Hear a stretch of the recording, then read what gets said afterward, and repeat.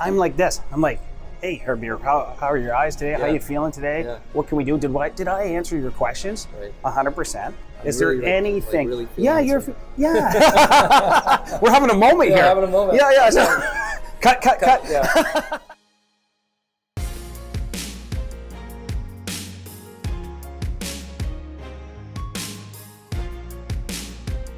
Hello, and welcome back to another episode of the 2020 podcast, bringing clarity to business, entrepreneurship, and life. Thanks again for taking the time out of your busy schedule to spend this time with me here. I'm very excited for today's episode. It's a special episode. As you might know, recently, this past weekend, in fact, we had the BC Doctors of Optometry Conference here in Vancouver, which is the big provincial conference that we have every year. Brings a lot of amazing doctors in under one roof from around BC and across North America, actually. And I had the amazing fortune to sit down or stand up, I should say, and have record an podcast interview with Dr. Trevor Miranda, who's truly one of the most passionate and progressive and innovative optometrists that I've ever met. Anytime there's something exciting happening in the industry, some new lecture series or some new initiative, you almost guaranteed to see his name on it. Dr. Miranda is a speaker and a consultant for a lot of the big companies in the industry. He is a co-owner of a multi-location practice on Vancouver Island, 4 locations in fact, and a practice that spans all sorts of specialties within our industry. That's binocular vision, dry eye, myopia control, specialty contact lens. You think of it, they're doing it. He's also the co-founder of the Dry Eye Summit, which is this very highly regarded dry eye lecture series, or I should say meeting, which just started a couple of years ago, but is getting so much notoriety across Canada. And they're doing their first West Coast version of the Dry Eye Summit this year in May, and I'm very excited to be part of that. He's also the creator of Sunglass Cove, which is the concept of building a sunglass store within your optical, within your clinic, and they have over 100 locations with Sunglass Cove integrated in the optical across Canada. He was also named, as will not be that surprising now after hearing all those things, he was also named the 2015 Optometrist of the Year by the BC Doctors of Optometry. He's done all sorts of amazing things and continues to do so. I'm very excited to share this interview with you. If you're in the optical optometry industry, this is going to be extremely valuable. So as usual, I'd love for you to share this with your friends and colleagues. Take a screenshot, post it up on your Instagram or Facebook post and stories, and tag me and let me know what you think. By the way, at the very end, we had a little bit of a technical glitch. I was using a new camera. This is one of those learning experiences. I was using a new camera, and the camera shut off at the 30-minute mark. So the last 5 or 6 minutes, we don't have video, but we still got great audio. So if you happen to be watching this on YouTube, the last 5-6 minutes will probably just be a still image, and there'll be continuous audio. You continue to hear our conversation. If you're listening on Apple or Spotify or wherever, should all be copacetic and everything should be nice and clear for you. Please like and post and share and subscribe, and thank you all so much for the support. I hope you enjoyed this episode with Dr. Trevor Miranda. See you guys later. Hello, and welcome back to the 2020 podcast, bringing clarity to business, entrepreneurship, and life. We are at the BC Doctors of Optometry annual conference here at Hyatt Regency in downtown Vancouver. And if you were watching my Instagram stories and that kind of thing, you know I was very excited because there are going to be some amazing people under this one roof, and I was going to try my best to get a few of those amazing people on camera and on audio here for the podcast. And I had probably the most amazing Optometrist of the Year back in 2015, BC Doctors of Optometry Optometrist of the Year. Please welcome my wonderful guest, Dr. Trevor Miranda. Thank you so much for doing this. I really appreciate it. It's my pleasure, Herbie. You're making me blush, but yeah, it's if you could see. But yeah, absolutely. My pleasure to be with you. Thank you. Thank you for having me. Honestly, it truly is. You definitely have been on my list of people that I wanted to connect with, but because I film everything, or I really like to film everything, it's just taken us being here together versus in my traditional setting, which is in the exam room. Yeah, perfect. Great. But honestly, there's so many things that we can learn from what you're doing. I definitely try to, from afar in a way, use you as a mentor and as a guide to learn from the things that you're doing. So I'd love for you to talk a little bit, just kind of starting from practice management, the way that you got things set up. Now, you were talking last night, and you were telling us a lot about how you track numbers, like a lot of numbers to real detailed. And some of it being like not just what the revenue is per doctor, but how which doctor does well with which staff member. I don't want to tell the whole story, so I'm going to let you please just kind of tell us a little bit about that and where you kind of got into tracking things that well. Sure. Okay. I mean, first of all, I think, before you get to the numbers, it's about the people you have in your team. Sure. We really hire for personality. We really screen and try to get great people skills, and then we train the skill set. I got you. Okay. So a lot of our opticians have been trained from the ground up. They never had optical experience, and we trained them all the way along the process, and now they're amazing. But they started with being a great person, so that's very important. Yeah. Okay.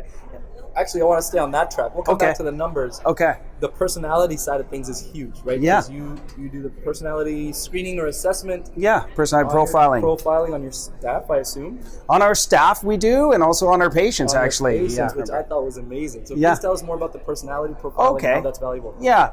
I mean, we also do a strengths profile, interestingly enough, on our staff.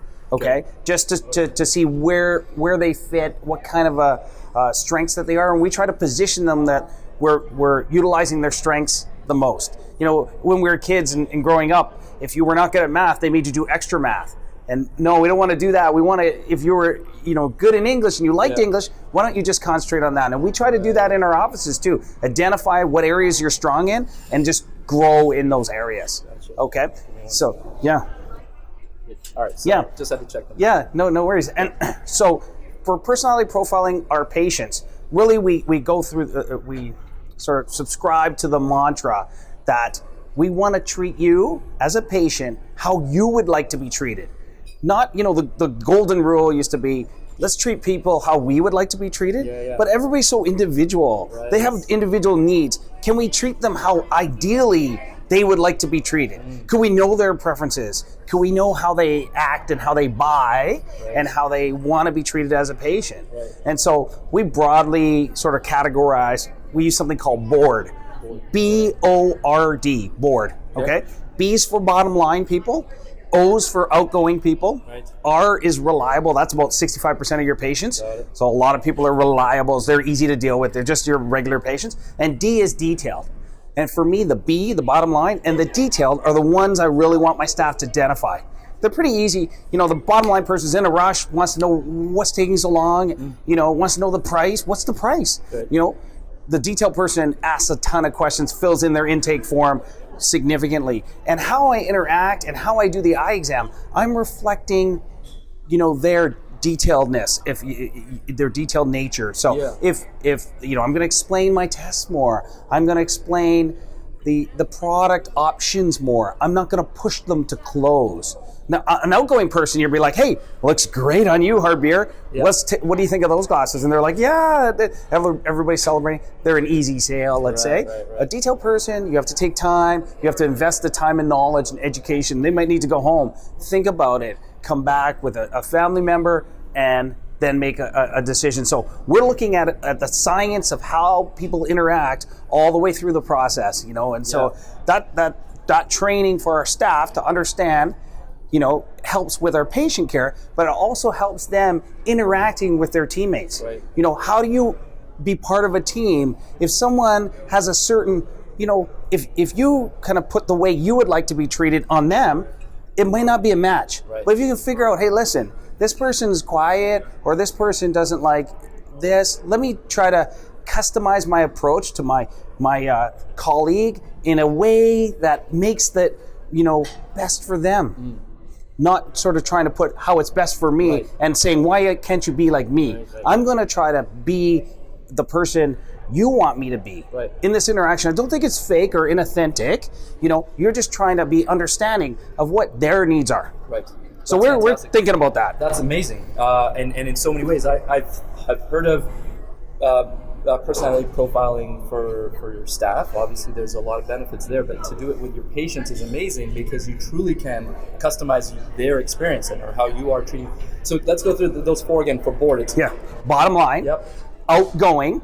Yeah, those people are like, I'm a mix of a bottom line and outgoing. I'm 50-50. Outgoing people, they come in and it's like a party and they're waving their arms like this and they're excitable. And then there's R, which is reliable. Those patients just, They want to see your kids' pictures. They how are you doing?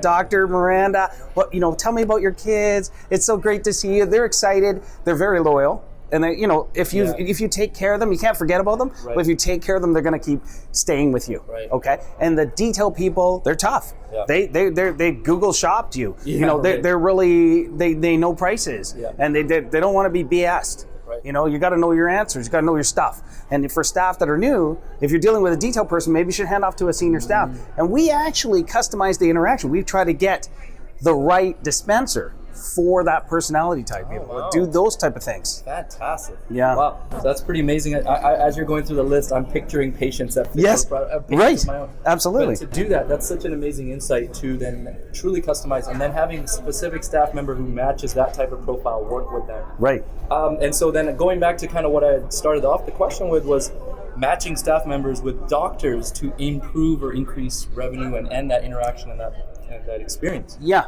So, and you could get, analysis paralysis, I call it. You could look at numbers all day and just go, wow, like how are we going to move these things around? Yeah. So I don't think people should get fixated on it. Right. But at the same point, I don't think in our profession enough optometrists are managing their numbers regularly. Right. And so we do something called benchmarking. We're monthly looking at our key metrics, our KPIs, if you will, our performance indexes, and trying to figure out, where we're going, where we're heading. And we actually created a budgeting process now where we look at the budget and see within that month how we're tracking to our growth totals.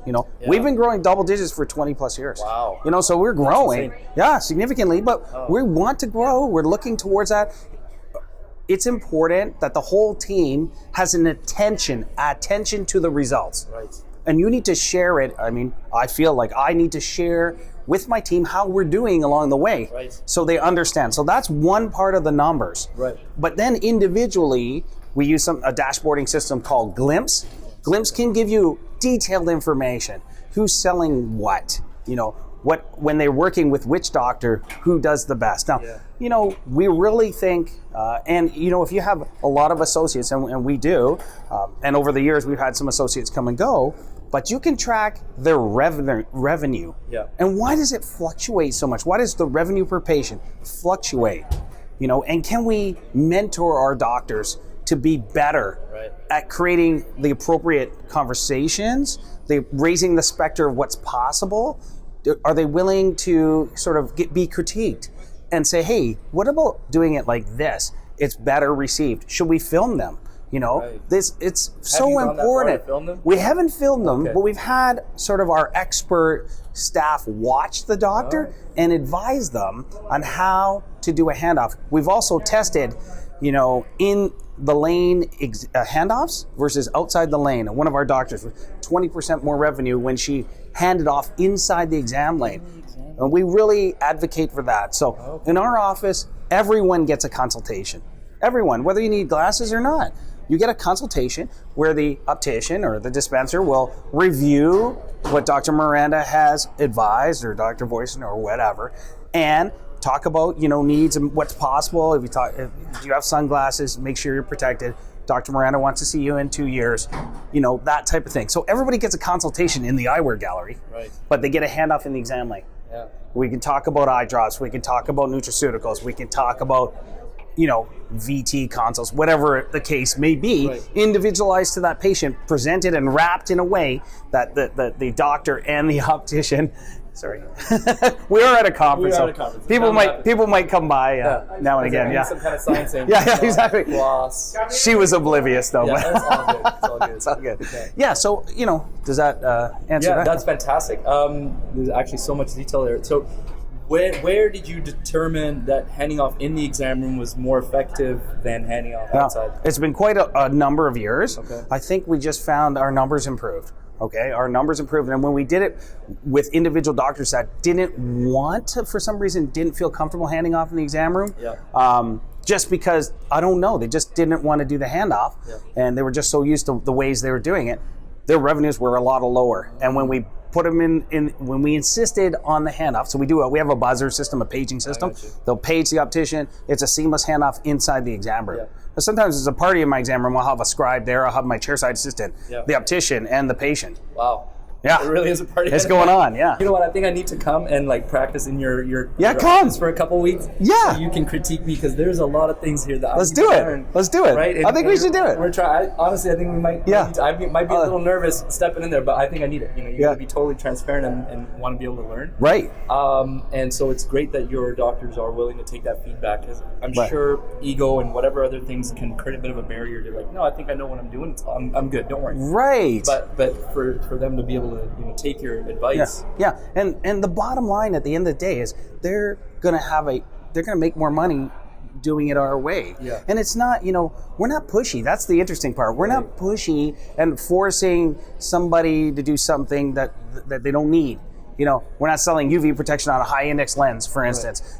We are really raising the specter of what's possible and letting the patient decide, and showing them what their eye exam results are. Right. We're having a conversation, a dialogue, and customizing the conversation so it can be taken in best by the patient. Yeah, that's fantastic, and on so many different levels. Oh. Another one. Texting and walking, you got to watch where you're going. So one thing you mentioned about this whole setup that you have is that you have a scribe in the exam room for every single patient? Yes. All right. Basically, unless we're so busy and I have to send my scribe out to dispense or do fields or something, but I have techs that do that. Yeah. And I have, pre-tests that are techs that are running that, and I have a chairside. Just keeps coming with me. Got it. It's amazingly efficient. So tell me about quick description of what the scribe's job is and when you decided to have it and what the benefits have been. Sure. So the scribe's job is to take all my notes, do all my billings, make sure everything's seamless and facilitated. A seamless interaction. So instead of, when I'm doing the exam, I'm talking to the patient like this. I'm 100% got an attention here. Right. And if I talk to the patient like this, I'd say multiple times better than if I'm going like this and talking to you and then going like this. I'm like this. I'm like, hey, Herbie, how are your eyes today? Yeah. How are you feeling today? Yeah. What can we do? Did I answer your questions? Right. 100%. Is really, there anything? really Yeah. We're having a moment here. Having a moment. Yeah. So, cut. Yeah. So absolutely. I feel that for sure. You guys literally dialed in. Yeah. Dialed in. And let's say I need a foreign body kit or an eyelash block. Boom, they get it. They sterilize things. They'll pull contact lenses for me. They'll enter the contact lens order in my EMR or the trial or what have you.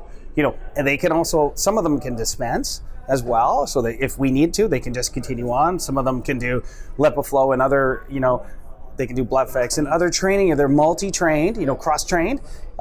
So it just makes me more efficient. They can answer. We have a Slack communications piece inside our offices. You got to remember, I've got 4 clinics. Yeah. I've got 8 doctors, so there's lots of things going on. People are asking me questions all the time. She can help. She can help screen my Slacks and answer them. Oh, you got a flashes and floaters patient. Hey, let's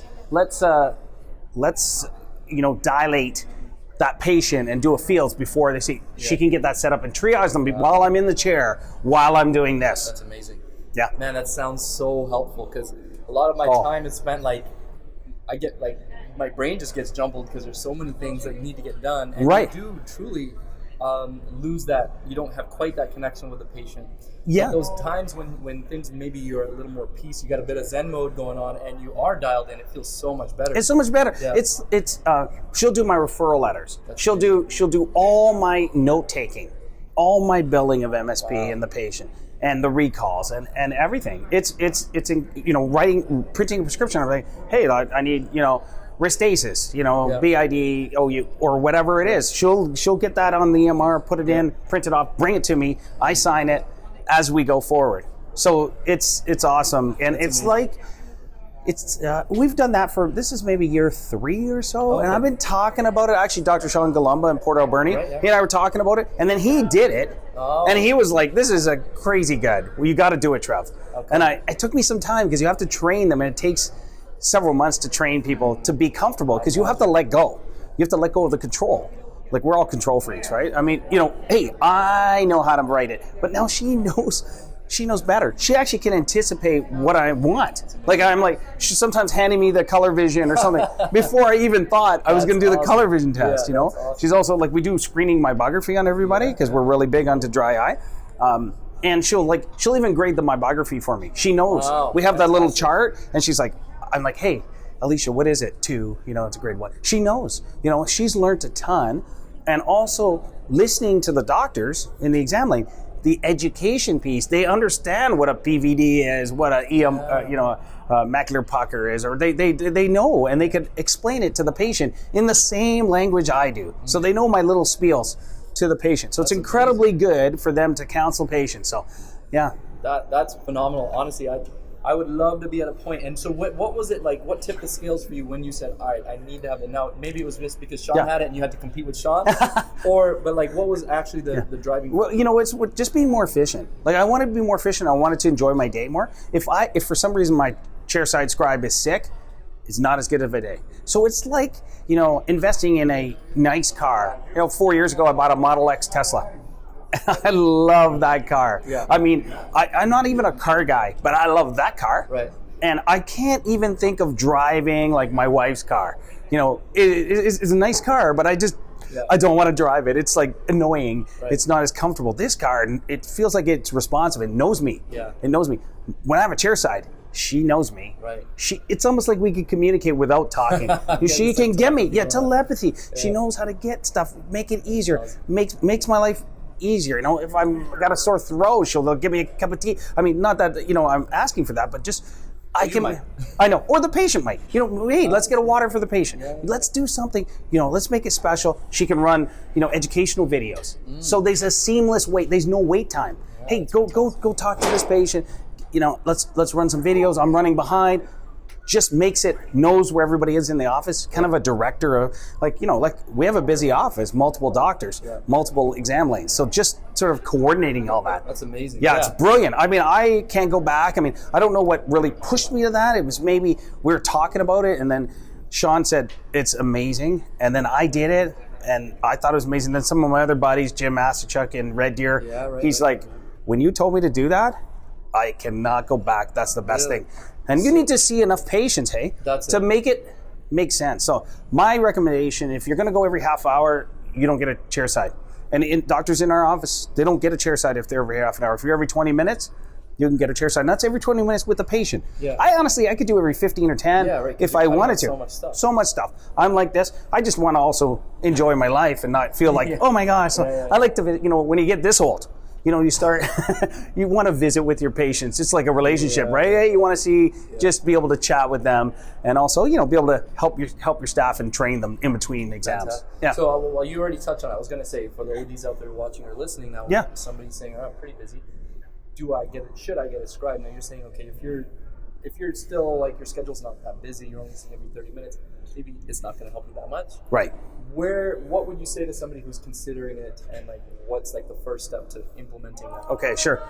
You know, in a nutshell. Yeah, you got to get the right person, right? Yeah. Somebody that wants to do that. So you can't create somebody that's interested in the science, interested in and has good typing skills, good multitasking management skills. Yeah. We tell the chairside, listen, you're invisible here. You're not supposed to interact unless the patient interacts with you. Right. You're taking notes, you know, even if I crack a joke, don't laugh. Don't laugh. And I'm super funny, so it's hard not to laugh, to be honest. But, you know, so, you know, having that chairside be part of the piece, I mean, it's amazing for me. It's an amazing thing. But yeah, every 20 minutes, I think, is really, you have to start thinking, okay, how can I be more efficient? Yeah. How can it be more effective? I actually honestly believe it helps your dispensing numbers and such too. Right. I'm always at the highest number in dispensing because I can be more efficient, but also the patient feels like, okay, you've addressed everything. Yeah. You know, I have not, and even if they think of something, my chairside will run out and get it, and we'll try it, and we'll talk. We'll put a drop in to demonstrate, like the new I drop MGD. We'll put a drop in to demonstrate. You know, she has it right. Yeah, I know, because it's these big. I think that banner actually might be in the frame. Sorry, you might have to edit that. It's all good. All right, cool. So actually, speaking of MGD, and you've already touched on it, you're heavy into dry eye. Yes. And like, there's going to be ODs watching this and people Sure. who are wanting to specialize in certain areas. Yeah. Tell me about, what brought you into dry eye and how you became so passionate. Passionate, in fact, that you started your own conference around dry eye. So tell us about that. You know what? It's amazing. I thought a lot of people suffer from dry eye, and we're not treating it seriously. And when I say seriously, it was like we're not treating it like a disease in the past. We weren't creating a program to follow up a patient, to give them something more than just a sample. Yeah. We're giving a therapeutic course and seeing how they respond. Right. And then, technology came along with chemistry of the tears, tear osmolarity, inflammatory, meibography, tear meniscus height, non-invasive tear breakup time. All these information, data, scans that you can analyze where your patient is in the disease state, and you can help them. And I really think, hey, I'm a big believer in wellness. I think in glaucoma, we've dialed that in. Every optometrist is going to check you for glaucoma, right? Now, I really believe in neurofiber layer. I do that on every patient. The reason why is I want to see what I don't see. Right. I want to know what I don't know. Yeah. And I think optometry can position themselves early on in disease state, okay? And of course, as we get to treatments, I have LipiFlow and other treatments.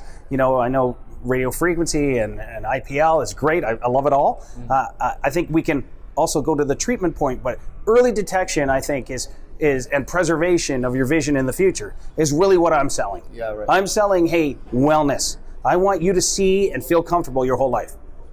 Got it. Yeah. And so when did the idea of the Dry Eye Summit come together? I'm sure we were thinking about it for a while, and I can't remember exactly. It's been about 2 years since the first. This is your sort of heading into year 3 here. Got it. Yeah. So where did that all come from, and what did it take to start something like that? Yeah, you know what is really interesting, and it sometimes happens at conferences like this. That's why I think it's really important that we get to meet colleagues like you doing some cool stuff. And it was at a I Recommend conference in Costa Rica. I had my family there. We're swimming, and Dr. Jeff Goodhue, practices in Ontario. Yeah. He said, "Hey, do you want to come for lunch with us?" I'm like, yeah, they wanted to swim. I'm like, yeah, go for lunch. And we just started chatting about, I said, we need more in dry eye. We need to start a network of practices that love dry eye and want to take the next level. I want to tell the public that this is a disease and we're going to treat this appropriately. So we started mydryeye.ca. MyDryEye. It's a network of clinics that are practicing dry eye clinics. Okay, and we established sort of an entry to that. You have to be doing some kind of protocol, some kind of treatment piece, diagnostics and treatment, and offering that so patients at large could come in and sort of look us up. And we spent some search engine optimization money, and we've got a really great website. Check it out, mydryeye.ca, fantastic. And then we morphed into, let's start with educating everybody along the pathway. And I know, Harbir, you're really getting into it now, sort of starting your dry eye clinic, and I think that's brilliant. And along the pathway, you've got people that are starting to morph into aesthetics and dry eye, and I think that's up here to the next level. But it's beautiful that we see practitioners with newer offices like yourself sort of moving into that space, because there's a ton of dry out there.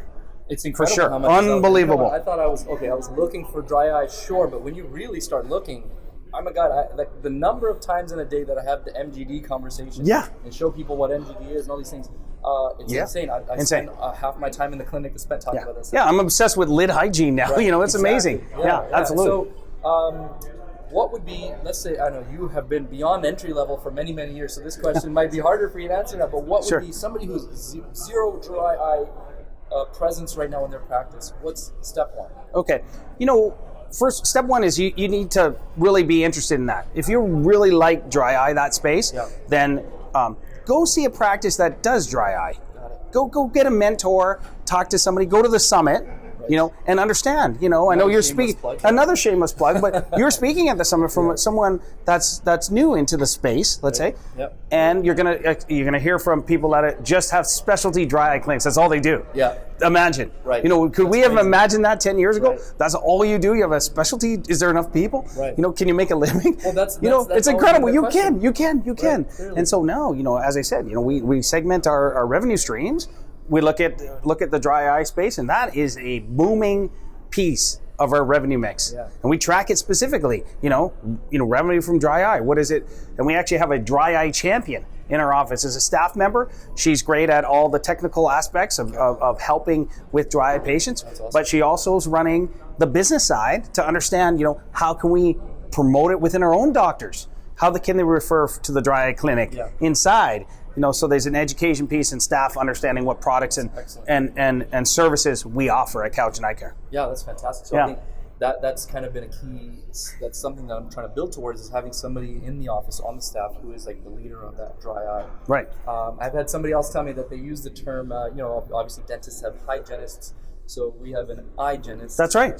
For the hygiene. So I was like, that's cool to have somebody designated. Years ago, I sort of saved the name igene.ca. Really? I do. I have that URL. You actually have it? I have it. I mean, it's because I believed then and now going forward that we will morph into offering iGene as an add-on to your primary eye exam. I really do. And that's clearly where we're headed. We're headed there. There. Yes, exactly. I'll transition out of the dry eye thing and to kind of finish up here, or kind of head towards that. I wanted to talk. You do a lot of speaking. You do, you're an ambassador for a lot of brands and companies and that kind of thing. Somebody's looking to, and again, you've been doing it for a lot of time, so you may not remember like what the beginning stages felt like or looked like, but somebody who's looking to kind of begin to do some of that, what do you suggest and what do you recommend to kind of get into that area? Yeah, I mean, I think, being passionate about an area, like dry eye for me is a natural fit because I love it and I want to learn about it, and I just, I think that's important. Also, just like anything, practicing and doing some speaking things, whether it's at Rotary or Toastmasters, get comfortable with it. Yeah. It's like saying, hey, I want to run a half marathon, but you haven't run 5K yet. Yeah, right. Let's go for a 5K run. Right. Let's start with something so you feel comfortable speaking. Right. And I now I don't get nervous when I speak. I kind of get that little excitement, that little adrenaline rush. Right. And I know if I don't get that, then I got to stop. I need something, to kind of feel like, okay, let's go, let's talk. And I think, just be yourself, be your style. If you're, I'm kind of a, I'm a fun. Yeah, like I like to have fun and like to, go on tangents and talk about things, and that's what I bring to my talk. I bring to my talk fun. Yeah. And if you're more a scientist and you wanna, well, bring that you be the scientist. It's okay. Bring what your strengths are and present that way. Okay. But and also be like, you need to be a resident expert in an area so that people, you've got street cred. How do you get street cred? You need street cred, right? That's optometry street cred. So you need to be able to say, okay, listen, people are going to not tune me out. They're going to listen to me. And, hey, like I say, I've got my own clinics and they're doing well. And I've got, I've shown it. Yeah. I got proof. Proof's in the pudding, right? Yeah, for sure. That's amazing. Yeah. So to wrap up, there's 2 questions I ask all my guests. Sure. I did not prime you for this. So, okay. Off the cuff, which I know you're good at anyway. So sure. The first question is, if you could hop in a time machine and you could go back to any point in your life where you were struggling, you can share that specific scenario if you'd like. Sure. More importantly, what advice would you give yourself at that time? Yeah, you know what? I mean, it's interesting. In grade 9, I was really trying to get the highest marks in every course. That's what I wanted. I wanted the award. Right. Okay? I wanted the prize. And when I didn't get it for some reason, I was disappointed. I felt let down that I didn't achieve the number 1 status. It was a failure year in my mind. Okay? And my advice to young Trevor Miranda in high school in grade 9 would be like, you know what? Just enjoy the process of trying to be great. The greatness is in trying to be great. I got you. The greatness isn't in achieving some kind of statusy level of greatness. It's actually in just being constantly reinventing yourself, improving, being open to suggestions and improvements and mentoring so that you improve all the time, and knowing that, at the end of the day, you have to take sort of a feeling of happiness from just trying your best. And so, a short little tangent on golf. My wife would say, I would have quit golf long ago if I was as bad as me, because I love golf, and every once in a while I have a great game, and I try to improve, and then I fall back, and I can't do it anymore for some reason. I get back, and slowly but the process of trying to improve is what makes it attractive to me. So it's good, I think, in just your whole life not to be chasing something that is, an end goal, rather than just enjoying the process as you go. And you never know where it's going to go then. You never know what you're going to be. I didn't think I was going to have 4 clinics and 40 on our team. I never thought that. It just happened. Yeah. Well, that's amazing advice. And I think it's great you're telling that to your younger self in grade 9, but I'm sure that's applicable to somebody in undergrad, somebody who's starting out practicing, somebody who's 10 years in even. Sure. Right? Yeah. Is to don't worry so much about the title or the award, but more so enjoy the process. And you hear a lot of successful people say that. Yeah. But it's nice to actually hear, in person from somebody who again, many of us look up to. So the last question is everything that you've achieved so far, the multiple clinics, the award, the summit creation, the Sunglass Cove, all these things.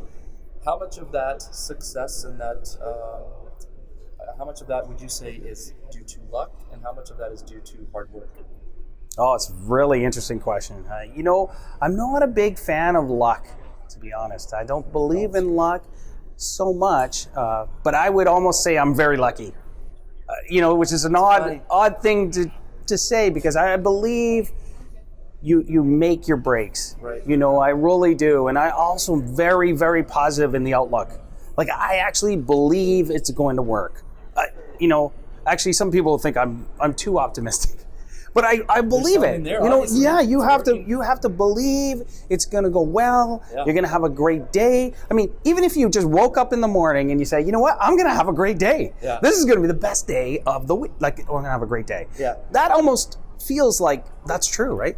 It's going to happen, and that's what I believe is drives success. I mean, I know that's probably corny. We were going to have to edit this out. Not at all. No, not at all. I'm not editing a single second of it. Not even when people walk by. Sure. No, honestly, that's fantastic. So I think having that positive mentality, that positive outlook, in effect, kind of great gratitude to the fact that you're awake and you're going to have a good day. And right. The circumstances, which makes you lucky. Right. Then that's right. You obviously have to work very hard, and I'm sure you have. So yeah. To wrap up, how can people get in touch with you? Sure. If they wanted to reach out to you for anything, website, email, social media, whatever you have. Yeah. The best way, I've got an email, Dr. Trevor at myeyecare.ca. That's my email address. He can tweet me at Dr. Trevor Miranda. That's sometimes a nice way to get a hold of me. You can follow us, Couch and Eye Care, on social media. I do have some social media feeds that are personal too, and I don't let everybody on. For sure. But I and you'll know this. You basically, your personal life and your public life just meld into one. And I think optometrists that want to have that high level of success, they have to realize, that you're a little bit of a local celebrity in your community. People are going to want to talk to you. People are want to say hi to you. That's cool. And you need to accept that. If you want to go and you want to check everybody's eyes, you want everybody to come to your clinic, you're going to be a little bit of a celebrity. Yeah. So that's good. That's cool. I'm sure, well, some people might shy away from that, and others might embrace that. Sure. Great. Well, thank you again, it's my Trevor. pleasure. I really appreciate this. This is really great. I'm glad we managed to squeeze the time in the space here.